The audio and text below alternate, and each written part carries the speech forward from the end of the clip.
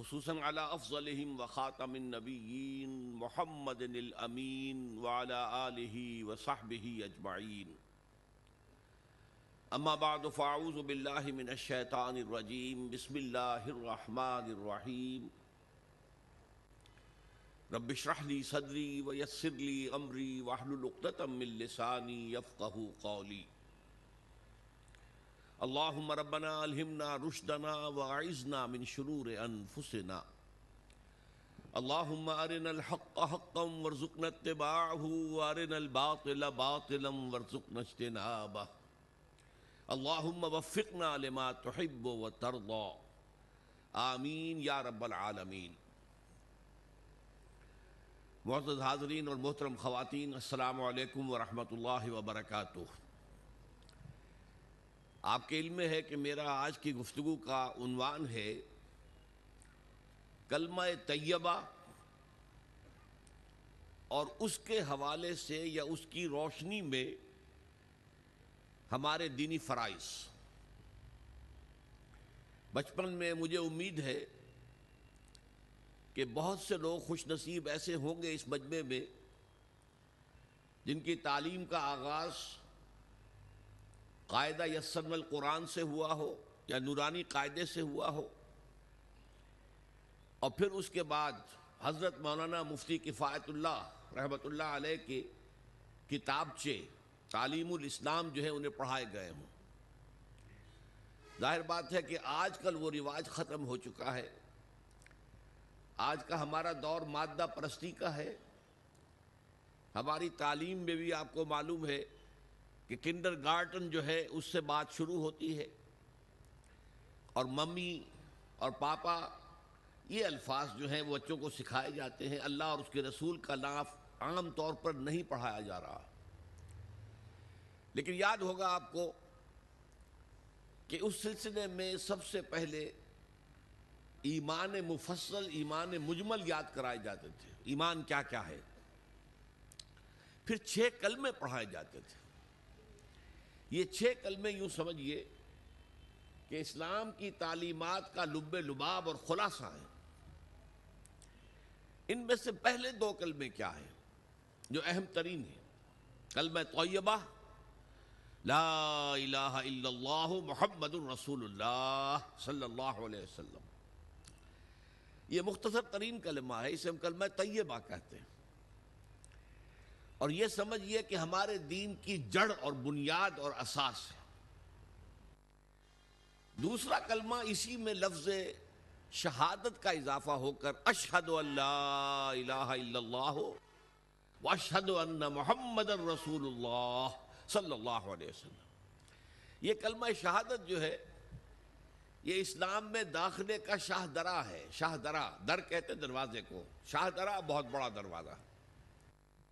جو لوگ دلی سے واقف ہیں انہیں یاد ہوگا، معلوم ہوگا کہ دلی جو ہے وہ جمنا ندی یا جمنا دریا کے مغرب میں واقع ہے، اور مشرق سے جو بھی آتا ہے یو پی سے اس کو پہلے ایک قصبے سے گزرنا پڑتا ہے، جس کے بعد پل آتا ہے جمنا کا، اور اس قصبے کا نام ہے شاہ درا پانی. اسی طرح کا شاہ درا ایک لاہور میں ہے.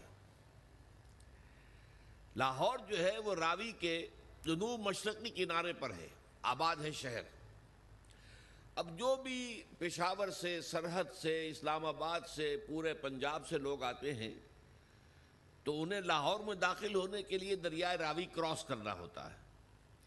لہذا وہاں بھی ایک قصبہ ہے جس کا نام شاہ درا ہے. شاہ درا یہ بڑا در ہے کہ جس سے داخل ہو کر آپ دلی میں یا لاہور میں داخل ہوں گے. اسی طرح میں نے عرض کیا کہ اسلام میں داخلے کے لیے شاہ درا جو ہے وہ ہے اشہد ان لا الہ الا اللہ واشہد ان محمد رسول اللہ صلی اللہ علیہ وسلم. آج میں انہی 2 کے حوالے سے آپ کے سامنے کچھ باتیں رکھ رہا ہوں. باتیں بالکل بنیادی ہیں اور میں سمجھتا ہوں کہ آپ کے ذہنوں کے اندر موجود ہیں. صرف یہ ہے کہ آپ نے شاید زیادہ کبھی شعوری طور پر توجہ نہ دی ہو اور ان کے بارے میں کہیں گہرا غور و فکر نہ کیا ہو. دیکھیے پہلا جز کیا ہے؟ لا الہ الا اللہ، کلمہ توحید ہے یہ. اللہ کے سوا کوئی معبود نہیں۔ اب اس کا تقاضا کیا ہے؟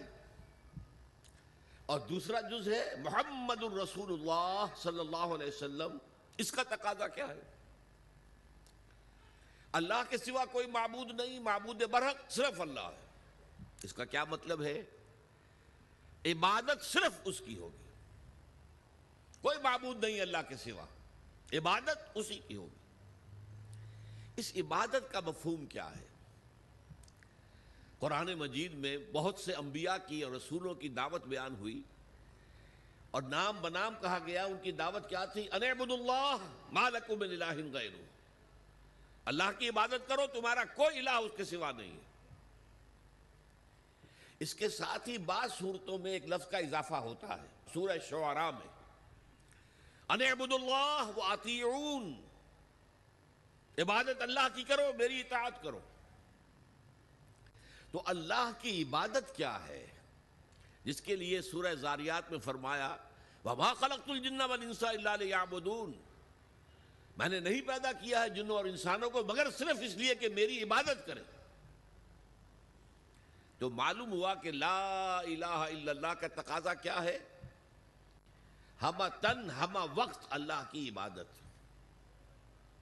یہ عبادت کیا ہے؟ بدقسمتی سے مسلمانوں پر جو زوال آنا شروع ہوا خلافت راشدہ کے بعد سے، ایک زوال اسلام کا شروع ہو گیا، اگرچہ مسلمانوں کا تو عروج جاری رہا۔ دور بنو امیہ میں، دور بنو عباس میں دنیاوی اعتبار سے سطوت، شان اور شوکت بڑھتی چلی گئی، لیکن اسلام جو ہے اس کے اندر زوال شروع ہو گیا۔ سب سے پہلا زوال کیا آیا؟ وہ خلافت کہ جو مسلمانوں کو اپنے میں سے کسی بہترین شخص کا انتخاب کر کے جس کا تعین ہونا چاہیے تھا، وہ خلافت موروثی عہدہ بن گئی، خاندانی بات بن گئی، قبائلی بات بن گئی۔ یہ ہمارے زوال کا پہلا مظہر تھا۔ بہرحال اس کے بعد رفتہ رفتہ ہمارے تصورات بھی کچھ محدود ہوتے چلے گئے، ہوتے ہوتے بات یہاں تک پہنچی کہ عبادت کا مطلب ہے نماز، روزہ، حج اور زکوٰۃ۔ اب پہلی بات تو یہ سوچئے، کیا انسان ہر وقت نماز پڑھتا ہے، ہمیشہ روزہ رکھتا ہے؟ جب اللہ کہہ رہا میں نے تو پیدا ہی کیا میری عبادت کے لیے، کوئی اور کام اگر وہ کر رہا ہے تو وہ میرے مقصد تخلیق کے خلاف کر رہا ہے۔ وَمَا خَلَقْتُ الْجِنَّ وَالْإِنسَ إِلَّا لِيَعْبُدُونَ، میں نے تو جنوں اور انسانوں کو صرف اس لیے پیدا کیا کہ میری عبادت کریں۔ تو اصل میں بات کیا ہے؟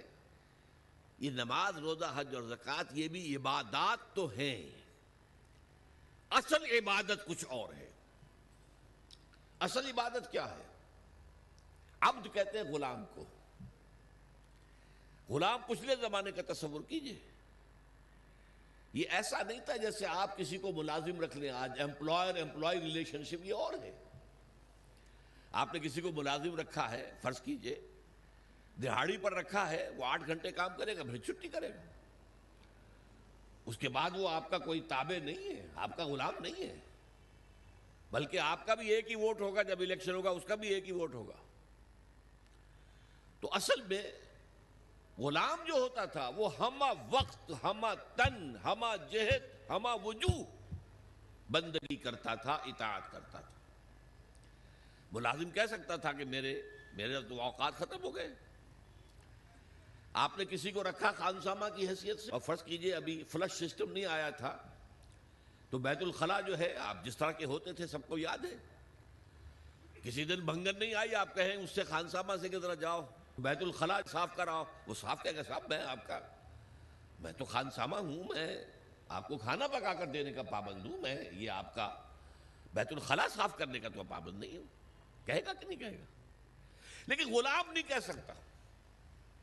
غلام تو ملکیت ہے، وہ 24 گھنٹے کا مطیع ہے، جو کام کہا جائے کرنے پر مجبور ہے، انکار نہیں کر سکتا۔ اور آپ کو معلوم ہو ایک اور بات ہونی چاہیے کہ غلام تو خود مملوک ہوتا، اس کی ملکیت کوئی نہیں ہوتی۔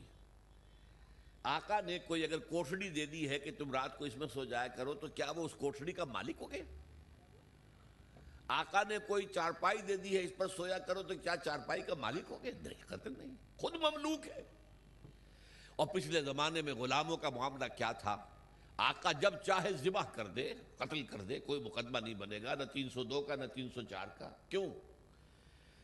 جیسے آپ کی بکری آپ کی ملکیت تھی، آپ نے ذبح کیا، گوشت کھا لیا، کوئی پوچھ سکتا ہے آپ سے؟ میری بکری تھی بھائی، میں نے ذبح کیا۔ Who are you to ask me؟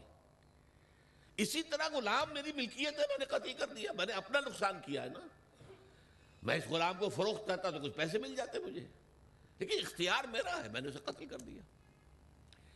اس معنی میں اللہ کا غلام بن جانا، اللہ کا بندہ بن جانا، یہ بندہ جو ہے یہ فارسی کا لفظ ہے، عبد عربی کا لفظ ہے۔ عبد سے عبادت بنا، بندے سے بندگی بنا۔ چنانچہ شیخ سعدی کا شعر ہے مشہور، جو مسجدوں میں پہلے لکھا جایا کرتا تھا۔ آج کل تو ہمارا نئی قسم کی مسجدوں کے ڈیزائن بنتے ہیں نا، پچھلے زمانے میں کیا ہوتا تھا؟ اس در کے اوپر چوکھٹا بنا ہوا ہے، روز محشر کے جاں گداز بود، اولی پرسش نماز بود۔ وہ قیامت کا دن جو بہت سخت ہے، پہلا حساب نماز کا ہوگا۔ اور یہ شعر میں لکھا ہوتا تھا، زندگی آمد برائے بندگی، زندگی بے بندگی شرمندگی۔ یہ زندگی ہمیں ملی ہی بندگی کے لیے ہے، وَمَا خَلَقْتُ الْجِنَّ وَالْإِنسَ إِلَّا لِيَعْبُدُونِ۔ تو اگر ہم بندگی نہیں کرتے اللہ کی تو شرمندگی ہی شرمندگی ہے، گویا کہ ہم اپنے مقصد تخلیق کو تو پورا نہیں کر رہے۔ آپ نے قلم بنایا تھا لکھنے کے لیے، لکھتا نہیں ہے تو اٹھا کے پھینک دیں گے، آپ اس کو کوڑے میں ڈالیں گے۔ لہذا انسان کی تخلیق اور جنوں کی تخلیق بندگی کے لیے ہوئی۔ زندگی آمد برائے بندگی، زندگی بے بندگی شرمندگی۔ یہ ہمہ وقت، ہمہ تن، ہمہ وجوہ، ہمہ جہت اللہ کی اطاعت، یہ ہے عبادت۔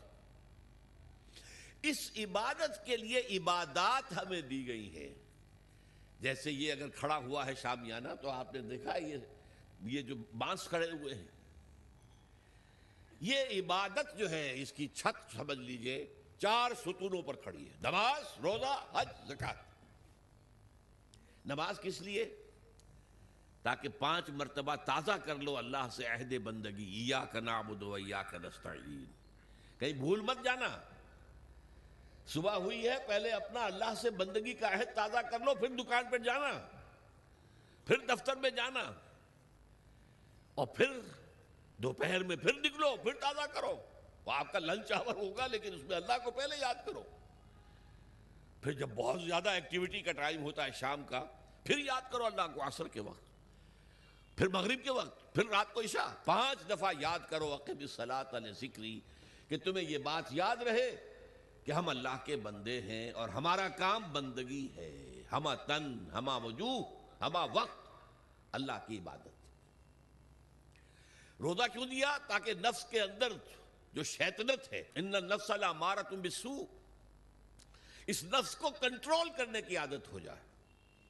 بھوک برداشت کرو، کسی وقت کھانے کو حلال چیز نہیں مل رہی تو بھوک برداشت کرو، فوراً کسی حرام شے کے اندر منہ نہ مار دو، تمہارے اندر عادت ہونی چاہیے۔